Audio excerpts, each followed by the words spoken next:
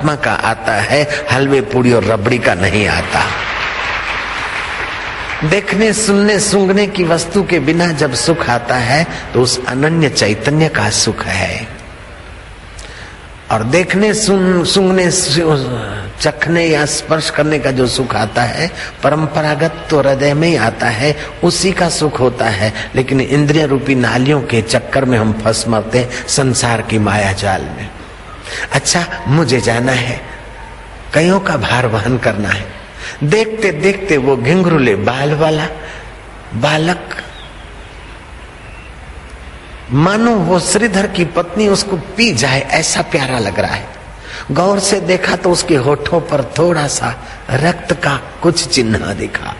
अरे बालक, तेरे होठ पर किसी ने मार मारा है क्या? बोले हाँ, अभी अभी। किसने मारा? ऐसा तो कौन होगा क्रूर जो तेरे जैसे पवित्र कोमल चेहरे मुखमंडल पर मार मारे? बोले और कोई नहीं, आपके पति देव ने अभी मेरे मुंह पे चाटा मारा, उसी का ये चिन्ह है। मेरे पति देव तुम्हारे जैसे कोमल निर्दोष बालक को? बोले हाँ। अच्छा, मैं जाता हूं। वो गए और पति देव आए थोड़ी देर में। आपने साधुताई कब से छोड़ी? बोले क्या बात करती है? बोले आप संत हृदय होकर एक मासूम बच्चे के मुंह पर चाटा मार दिया। जो हमारे घर की खिचड़ी खत्म हो चुकी थी, बेचारा वहन करके आया था, बोझा उठा कर आया था, उसको तुमने चाटा मारा। आपका हृदय कैसे हो गया? श्रीधर बोलता है तू क्या बोलती है? बावरी तो नहीं हो गई, पगली तो नहीं हो गई? मैंने किसी बालक को देखा नहीं, किसी को चाटा मारा नहीं। बोले अभी अभी गया, वो अभी गया, तुमको सामने मिला होगा। बोले मुझे तो नहीं मिला। क्या बात है? बोले बात यह है कि खिचड़ी खत्म हो गई थी और गठरी उठाकर वहन करके आया था, और फिर मैंने ऐसा पूछा और उसने ऐसा ऐसा जवाब दिया।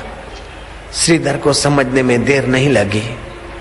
मैंने उनके वचन जो गीता में है उस शब्द पर लकीर मारी, उसका मतलब मैंने उनके मुंह पर चाटा मारने का अपराध किया। श्रीधर स्वामी प्रायश्चित से भर गए। योगक्षेम वहामी हम शब्द जो लिखा था, जिस पर लकीर मार दी थी, वो अपनी लकीर हटा दी, ददामी छोड़ दिया, वहामी की ही व्याख्या किया। इतनी सच्चाई गीता की इस युग में भी प्रकट हो रही है। ऐसी गीता को गांधी जी नवाजते हैं, महात्मा थोरो नवाजता है, विदेश के तत्व चिंतक नवाजते हैं। और तो क्या कहें, रैहाना तैयब से जब मदन मोहन मालवीय और वरिष्ठ पत्रकारों ने प्रश्न किया कि तुम मुसलमान होने के बावजूद भी भगवत गीता पढ़ते और कृष्ण गोविंद हरे मुरारे नाथ नारायण वासुदेव जपती, क्या तेरे को जादू लगा? बोले मेरे पिताजी अब्बास तैयब कि वो लड़की रैहाना तैयब कहती, मेरे पिताजी मेरे को ले गए थे गांधी जी का प्रवचन सुनने, और गांधी जी ने गीता की महिमा कही कि दूध पिलाने वाली माँ तो मुझे छोड़कर स्वर्ग में चली गई, विघ्न और बाधाओं के बीच भी शांति और ज्ञान का अमृत पान कराने वाली अगर मेरी माँ है तो वो गीता माता है, और उसी को श्रेय जाता है विघ्न बाधाओं में भी मुझे शांति और सामर्थ्य देने का। तब से मैं गीता लाई और गीता पढ़ने लगी। उसमें हर शंका का समाधान है, और कभी कभार चंचलचित होने से समाधान नहीं मिलता है तो मैं गीता पढ़ते पढ़ते सो जाती हूँ, गीता सिराने रख देती हूँ। तुम्हारा गीताकार खुद खुदा मेरे सपने में आ जाता है और शंका का समाधान सुना देता है। ऐसे खुद खुदा को पूजे बिना मैं अब कैसे रह सकती हूँ? यह है गीता की महिमा।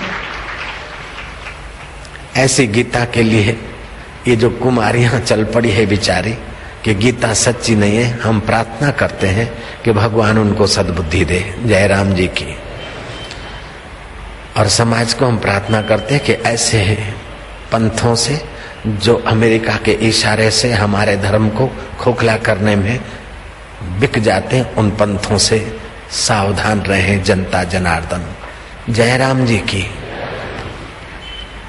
गीता का एक एक वचन वेदांत के जो आचार्य पदवी की परीक्षा देते हैं उनको प्रस्थान त्रय पढ़ाया जाता है, ब्रह्मसूत्र, उपनिषद और गीता। ब्रह्मसूत्र विद्वानों के योग्य है, उपनिषद जिज्ञासु के लिए है, लेकिन गीता तो आम जनता के लिए है और विद्वान पंडितों के लिए भी है। गीता ऐसा ग्रंथ है, दुनिया के बड़े बड़े विद्वानों ने गीता की प्रशंसा की है। और अगर भारत में आध्यात्मिक क्रांति किसी ग्रंथ ने ला दी है तो वो केवल भगवत गीता की महिमा है। जयराम जी की। नाचता खेलता गुनगुनाता जो अरण्य की विद्या है वो रण के मैदान में गीता ने बता दी। जो गिरी गुफा में योग साधा जाता था वह युद्ध के मैदान में योग का उपदेश मिल रहा है। जो यज्ञशाला में अथवा मठ मंदिर में धर्म कर्म होता है वो युद्ध करते करते धर्म कर्म का फल देने वाला अगर कोई ग्रंथ है भारत में तो भगवत गीता है। माम अनुस्मर युद्ध च, मेरा सुमरण करते हुए तू युद्ध कर, निर्लेप हो जाएगा। ऐसे ग्रंथ के लिए जो लोग बोलते हैं अनर्गल बातें, उनको हम और तो क्या कड़े शब्दों में कहें, मीठे शब्दों में कहते कि भगवान आपको वीआईपी कोटा की सतबुद्धि दे, जल्दी सतबुद्धि दे। देश में रहकर देश को खोखला बनाने की दो चेष्टा न करो, डॉलर वहीं के वहीं रह जाएंगे। और उनके दिए हुए टाइटल शांति दूत फलाना दूत जो दुनिया को लड़ा मराने के लिए हथियार दे रहे हैं, ऐसे लोग तुमको टाइटल दे दे तुम शांति दूत, तो उसकी कीमत क्या है। अनुमान प्रस्तावित फौजदार को किसी जाने माने व्यक्ति ने प्रमाण पत्र दे दिया, भक्तराज।